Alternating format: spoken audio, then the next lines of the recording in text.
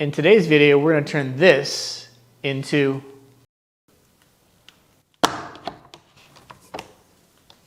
this. Behind these doors is some storage where I keep like camping gear, holiday decorations. And in this project, we're going to take this entire wall, about 12 feet long. It's got 3 of these doors, and we're going to cover it with some heavily weathered pallet wood slats using some unique hinges. So these hinges will go away. The pallet slats will be on here, and then it's going to hide and make these doors look like they're not even there. Let's get to it. The more weathered the pallet woods are, the better the project comes out. So I was fortunate enough to get about 6 or 7 full-size pallets from a good friend. They had been sitting outside for about probably 7 years or more. Had my sons help me take the nails out, break them apart as gently as possible. And then you're going to find a bunch that actually have splits down the middle or in somewhere. So I took wood glue and I put wood inside the splits that hadn't completely split yet, and the ones that actually broke, I put wood glue on the inside and then clamped them all together to kind of form them back into a single usable piece. The next step after this is essentially to get one side with a referential straight edge.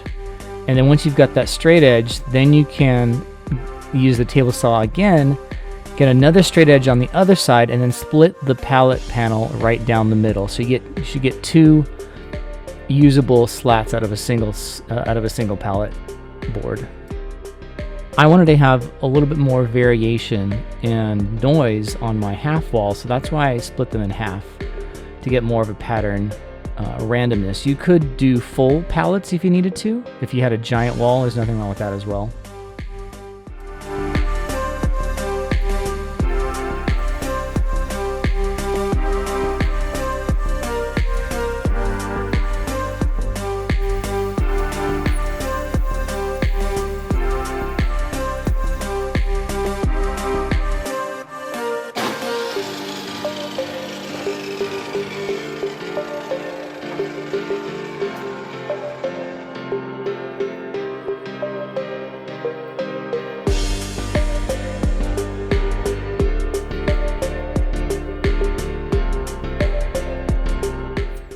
So after removing the nails, gluing together, trimming the edges, splitting them in half, now I'm actually getting some wood glue, or not wood glue, wood filler with some dye in it, and now I'm filling all the knot holes, the nail holes, and everything else that kind of makes it a little bit too rough looking.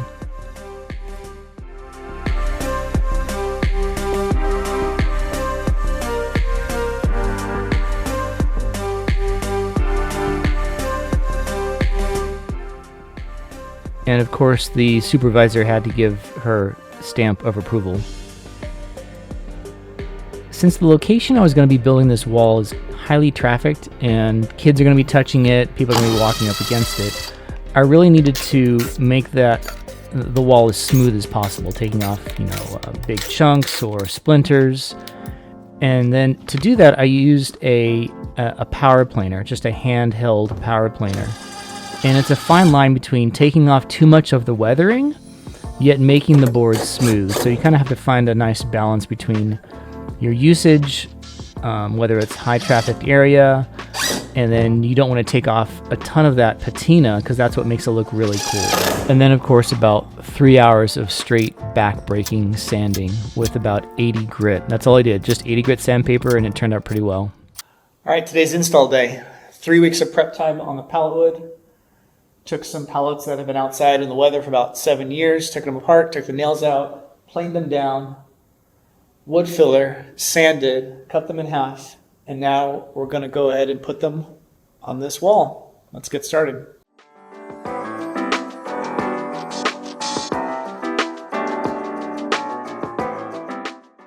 So one tip if you're covering a wall with wood strips and you have to deal with a drawer seam like this, like a hidden drawer seams where you need to have the pallet, one of the ends of the pallets line up on that seam, but you need to have it hidden.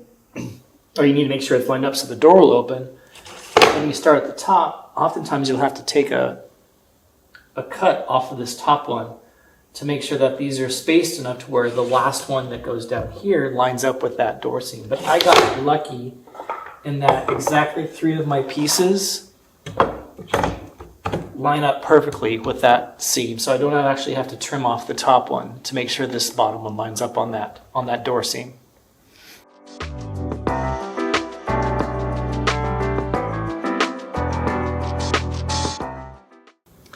So to maintain the illusion that there's no storage doors behind these walls, I needed to come up with a method to open up these doors, but I didn't want to mount a handle on this section. So I came up with an idea to save the last plank at the bottom. Before I put it on, I was going to drill some holes in it, glue a magnet on the underside, flip it around, and then mount it on the door, and then create like a temporary handle that you can just come out of storage. Push the handle on that magnet like that and pull the door open. But I tried it and there's not enough pull strength to get that to pull open. So I'm going to pivot and I'm going to drill a little hole on the front of the last strip on the bottom, flush mount the magnet, and then paint it to disguise it like it is wood. And then this handle will be really strong and then hold it with enough strength to actually lift up the door handles. So we're going to give that a shot.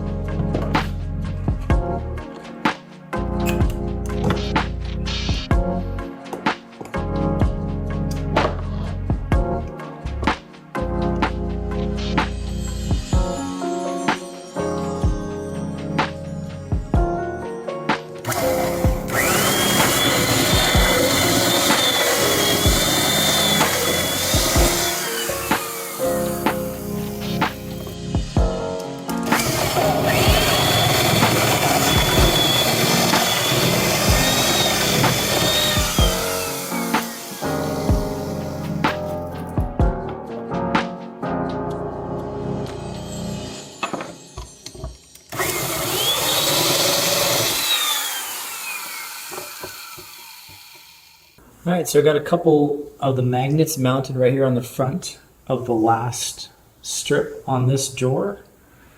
I got the bar handle with the other magnets on it. Pretty strong, should work okay.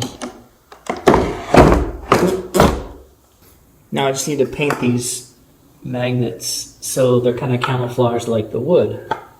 I'll go ahead and enlist my in-house artist, also known as my 12-year-old son.